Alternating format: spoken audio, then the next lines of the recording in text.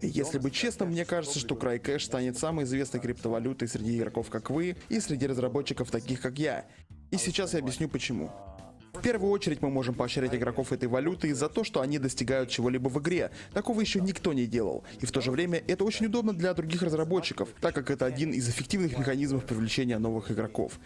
Я приведу вам простой пример. Я хочу запустить новую игру. Мне нужно привлечь туда новых игроков. Я сделаю маленькие ачивки в этой игре, например, потратить $100, убить 100 монстров, найти 10 друзей и прокачать свой уровень до 10. За каждую из этих ачивок, вместо того, чтобы давать вам обычные пиксели, которые по сути ничего не значат, я награжу вас определенной суммой Crycash. Как игрок, я в любом случае погнался бы за этими ачивками, но одно дело это получать обычные пиксели, другое дело получать Crycash, чтобы вывести эту валюту, или я смогу купить что-то за эту валюту. Что-нибудь в игре, или вообще новую игру.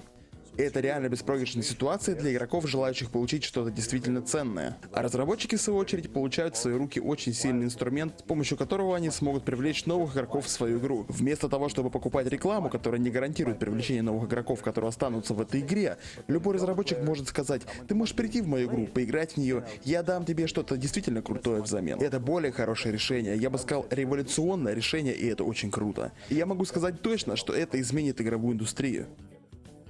И в подтверждение своих слов я могу сказать, что Crycash поддерживается такими высококалиберными адавами, как Crytek, которых знают все на земном шаре.